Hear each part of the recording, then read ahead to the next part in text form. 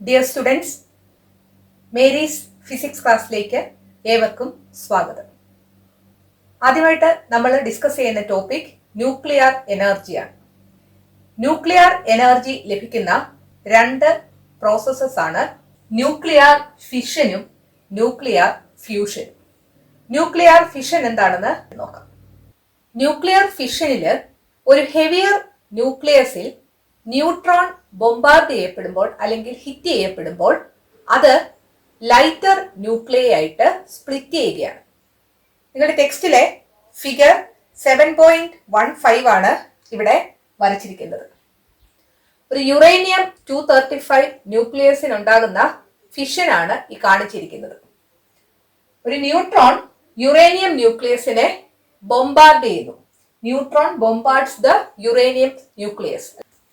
ഒരു vibrating nucleus ആണ് ഉണ്ടാകുന്നത്. അതിന് ഇൻസ്റ്റെബിലിറ്റി ഉണ്ട്. അതുകൊണ്ട് ആ അവസ്ഥയിൽ അത് തുടരത്തില്ല. അത് രണ്ടായിട്ട് സ്പ്ലിറ്റ് ചെയ്യപ്പെടുന്നു. അതാണ് ഫിഷൻ. Split fragments. അത് ലൈറ്റർ ന്യൂക്ലിയ ആയിട്ട് സ്പ്ലിറ്റ് ചെയ്യപ്പെടുന്നു.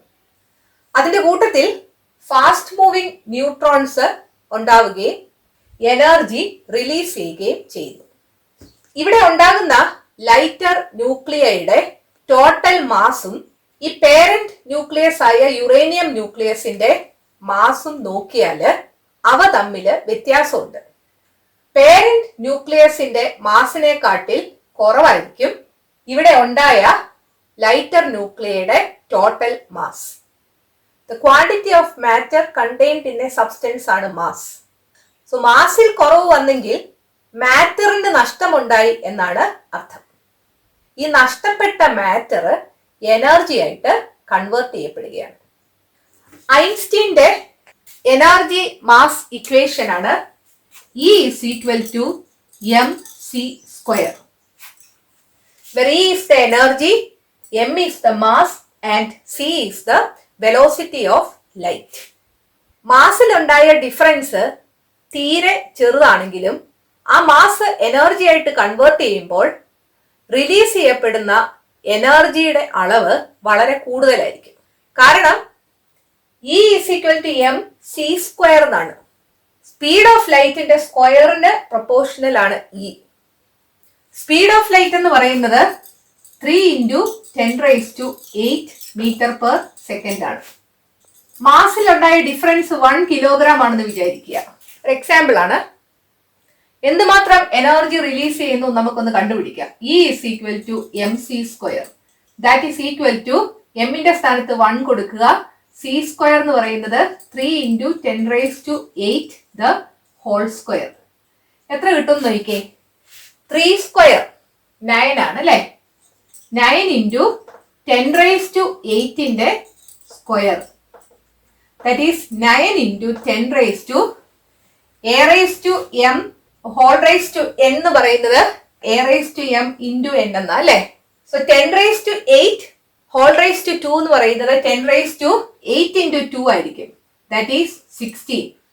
സോ 9 × 10⁻16 ജൂൾ ആണ് ഇവിടെ റിലീസ് ചെയ്യപ്പെടുന്നത്.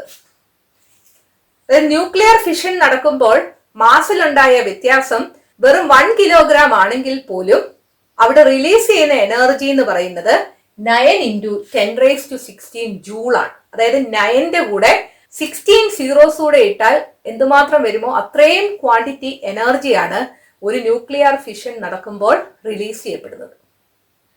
ഒരു ഹെവിയർ ന്യൂക്ലിയസ് ലൈറ്റർ ന്യൂക്ലിയ ആയി തീരുന്നതോടെ ന്യൂക്ലിയർ ഫിഷൻ അവസാനിക്കത്തില്ല. കാരണം ഇവിടെ ന്യൂട്രോൺസ് കൂടെ റിലീസ് ചെയ്യുന്നുണ്ട്.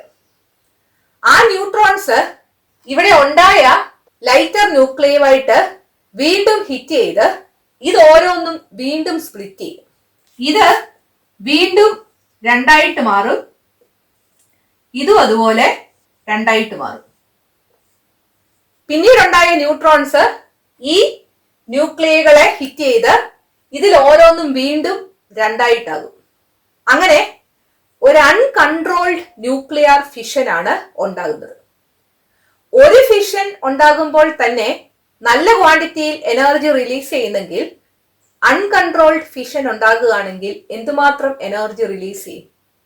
ഈ എനർജി ഹീറ്റിന്റെയും റേഡിയേഷന്റെയും ഫോമിലാണ് റിലീസ് ചെയ്യപ്പെടുന്നത്.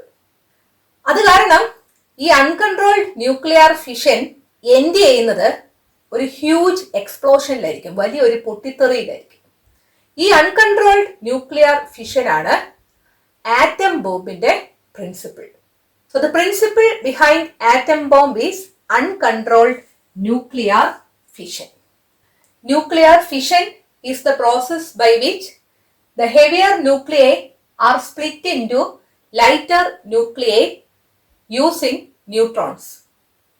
The mass of lighter nuclei formed is less than that of parent nucleus. The matter that is lost is converted into energy according to Einstein's equation E is equal to mc square. Nuclear fusion എന്താണെന്ന് നോക്കാം.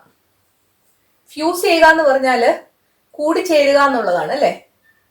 അതായത് lighter ന്യൂക്ലിയെ combine ചെയ്ത് heavier nucleus ആയിട്ട് മാറുക, അതാണ് nuclear fusion. Nuclear ഫ്യൂഷനിലും മാറ്ററിന് loss ഉണ്ടാകുന്നുണ്ട്. ആ loss of matter energy ആയിട്ട് കൺവേർട്ട് ചെയ്യപ്പെടും. Nuclear fusion is the process in which lighter nuclei are combined to form heavier ones. In this process, the matter lost is converted into energy. സ്റ്റാർസിലും സണ്ണിലും energy produce ചെയ്യപ്പെടുന്നത് nuclear fusion മൂലമാണ്.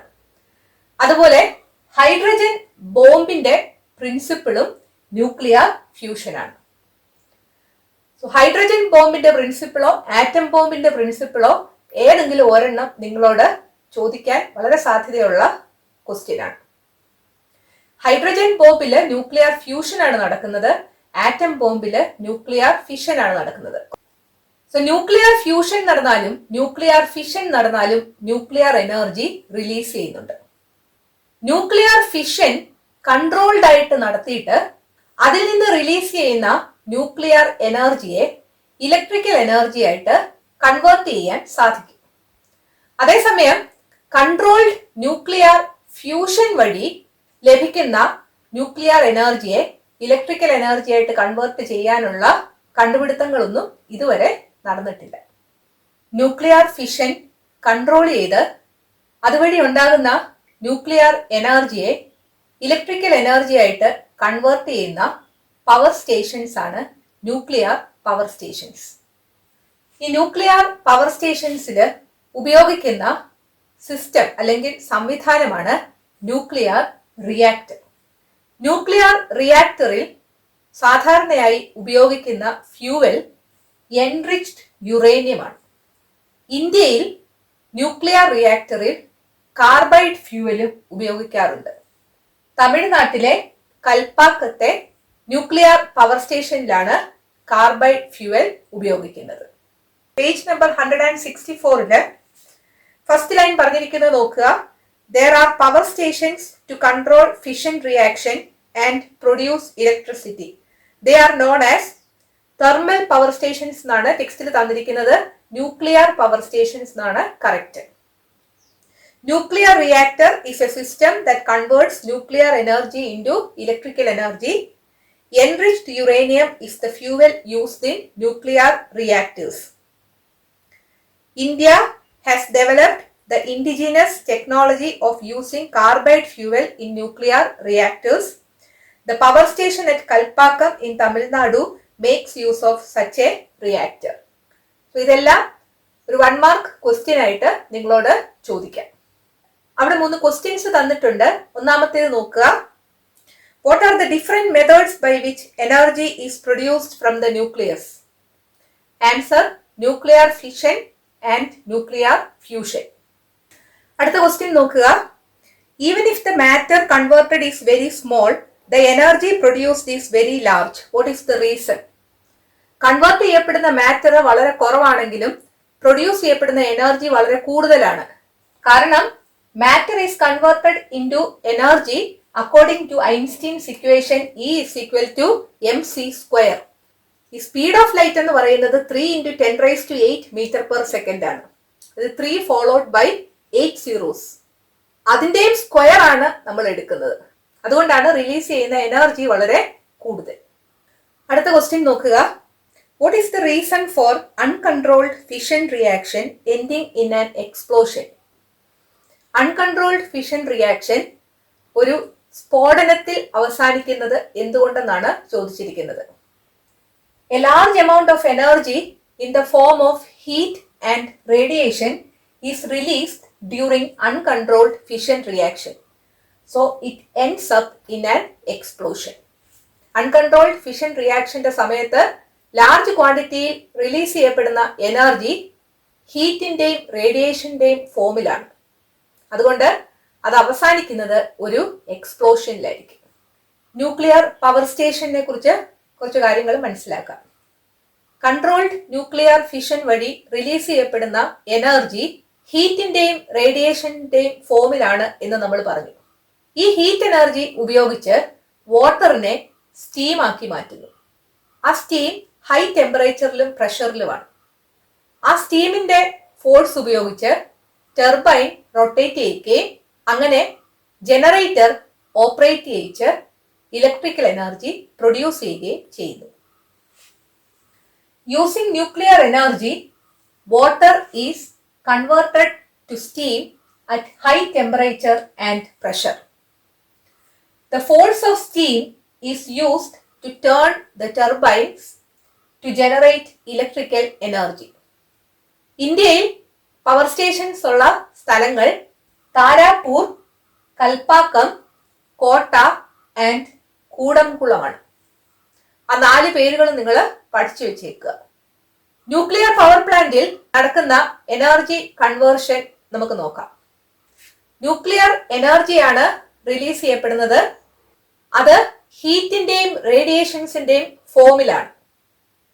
ആ heat energy ഉപയോഗിച്ച് water steam ആക്കി മാറ്റുന്നു. ആ steam high ടെമ്പറേച്ചറിലും പ്രഷറിലുമാണ്. So nuclear energy is converted to heat energy. ആ സ്റ്റീമിന്റെ ഫോഴ്സ് കൊണ്ട് ടർബൈൻ റൊട്ടേറ്റ് ചെയ്യിക്കുന്നു. So that heat energy is converted to mechanical energy. അങ്ങനെ ടർബൈൻ റൊട്ടേറ്റ് ചെയ്യുന്നതിന്റെ ഫലമായി ജനറേറ്റർ പ്രവർത്തിക്കുകയും ഇലക്ട്രിക്കൽ എനർജി പ്രൊഡ്യൂസ് ചെയ്യുകയും ചെയ്യുന്നു. So mechanical energy is converted into electrical energy. So nuclear power സ്റ്റേഷനിൽ നടക്കുന്ന energy conversion, nuclear energy is converted into heat energy, is converted into mechanical energy, is converted into electrical energy. Nuclear pollution എന്താണെന്ന് നോക്കാം. The pollution caused by the presence of radioactive substances and radiations in air, water and environment is known as nuclear pollution. എയറിലും വാട്ടറിലും എൻവയൺമെന്റിലും radioactive സബ്സ്റ്റൻസസിന്റെയും റേഡിയേഷൻസിന്റെയും presence ഉണ്ടാകുന്നത് മൂലം സംഭവിക്കുന്ന പൊല്യൂഷനാണ് nuclear pollution. The nuclear decomposition of polluted materials results in the emission of alpha, beta and gamma radiations. ഈ പൊല്യൂട്ടഡ് മെറ്റീരിയൽസിന് ന്യൂക്ലിയർ ഡീകേ ഉണ്ടാകുമ്പോൾ ആൽഫ, ബീറ്റ, ഗാമ എന്നീ റേഡിയേഷൻസ് ആണ് എമിറ്റ് ചെയ്യപ്പെടുന്നത്. ഇവ റേഡിയോ ആക്റ്റീവ് റേഡിയേഷൻസ് ആണ്, ഡേഞ്ചറസ് ആണ്. Density of polluting substance, the type of radiation, proximity of pollution to physical organs, etc. are the factors that determine the probability of danger. Density of polluting substance. A polluting substance in the density, അതായത് ഒരു unit വോളിയത്തിൽ എന്തുമാത്രം mass of polluting substance ഉണ്ട്. The type of radiation, ഏതുതരം radiation ആണ് അതിൽ നിന്ന് വരുന്നത്.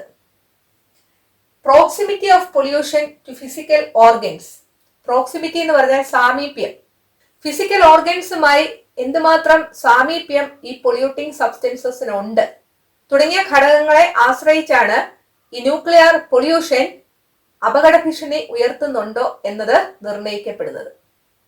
ന്യൂക്ലിയർ ഹസാർഡ്സ് അല്ലെങ്കിൽ ആണവ ദുരന്തങ്ങൾ 2 തരത്തിലുണ്ട്, നാച്ചുറലും മാൻമെയ്ഡും.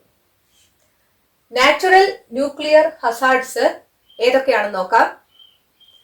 Cosmic rays from outer space, outer സ്പേസിൽ നിന്ന് വരുന്ന cosmic rays. Radiations from radioactive materials on the earth, എർത്തിലുള്ള റേഡിയോ ആക്റ്റീവ് മെറ്റീരിയൽസിൽ നിന്ന് വരുന്ന റേഡിയേഷൻസ്. ഇവ രണ്ടും നാച്ചുറൽ ആണ്. മാൻമെയ്ഡ് ന്യൂക്ലിയർ ഹസാർഡ്സ് എന്തൊക്കെയാണെന്ന് നോക്കാം. ഒന്നാമത്തേത് the use of radioactive isotope in medical field, medical ഫീൽഡിൽ ഉപയോഗിക്കുന്ന radioactive isotopes. Waste from nuclear reactors, nuclear റിയാക്ടേഴ്സിൽ ഉണ്ടാകുന്ന വേസ്റ്റുകൾ. Use of nuclear weapons, atom bomb പോലെയുള്ള ന്യൂക്ലിയർ വെപ്പൺസ് ഉപയോഗിക്കുന്നത്. കണ്ടക്ടിങ് ന്യൂക്ലിയർ ടെസ്റ്റ്, ആണവ പരീക്ഷണങ്ങൾ നടത്തുന്നത്. ഇവയെല്ലാം മാൻമെയ്ഡ് ന്യൂക്ലിയർ ഹസാർഡ്സ് ആണ്. അടുത്തതായിട്ട് പഠിക്കാനുള്ളത് precautions to face nuclear hazards, ആണവ ദുരന്തങ്ങൾ നേരിടാൻ എടുക്കേണ്ടിയ മുൻകരുതലുകൾ. ഒന്നാമത്തേത് shift out to safe places. Safe places ഏതൊക്കെയാണെന്ന് നോക്കുക. Concrete buildings, buildings constructed using bricks etcetera. Concrete ബിൽഡിംഗ്സിലേക്കോ അല്ലെങ്കിൽ ഇഷ്ടിക കൊണ്ടുണ്ടാക്കിയ ബിൽഡിംഗ്സിലേക്കോ ഷിഫ്റ്റ് ചെയ്യുക. Strictly follow the directions from the concerned authorities. അധികാരികൾ പറയുന്ന നിർദ്ദേശങ്ങൾ കൃത്യമായി പാലിക്കുക. Observe the symbols showing the nuclear radiation and behave accordingly. Nuclear റേഡിയേഷന്റെ വാർണിംഗ് നൽകുന്ന സിംബലാണ് ഈ കാണിച്ചിരിക്കുന്നത്. ഈ സിംബല് ഒബ്സർവ് ചെയ്യുകയും അതിനനുസരിച്ച് പെരുമാറുകയും ചെയ്യുക. Reduce the density of population in places likely to experience nuclear hazards. ആണവ ദുരന്തങ്ങൾ ഉണ്ടാകാൻ സാധ്യതയുള്ള സ്ഥലങ്ങളിലെ പോപ്പുലേഷൻ ഡെൻസിറ്റി കുറയ്ക്കുക, അല്ലെങ്കിൽ ജനസാന്ദ്രത കുറയ്ക്കുക. If necessary, consume potassium iodide tablets or take food rich in iodine. ആവശ്യമെങ്കിൽ പൊട്ടാസ്യം അയഡൈഡ് ടാബ്ലറ്റ്സോ അല്ലെങ്കിൽ അയഡിൻ ധാരാളമായുള്ള ഫുഡോ കഴിക്കുക. ഇതിലെ ഒരു 4 പോയിന്റ്സ് എങ്കിലും നിങ്ങൾ ഓർത്ത് വെക്കുക. ന്യൂക്ലിയർ എനർജിയെ കുറിച്ചാണ് ഈ വീഡിയോയിൽ നമ്മൾ ഡിസ്കസ് ചെയ്തത്. ഈ വീഡിയോ നിങ്ങൾക്ക് ഇഷ്ടപ്പെട്ടെങ്കിൽ നിങ്ങളുടെ കൂട്ടുകാരോടും മേരീസ് ഫിസിക്സ് ക്ലാസ്സിനെ കുറിച്ച് പറയണം. ഈ ചാനൽ സബ്സ്ക്രൈബ് ചെയ്യാൻ മറക്കരുത്. അടുത്ത വീഡിയോയിൽ വീണ്ടും കാണാം. Thank you.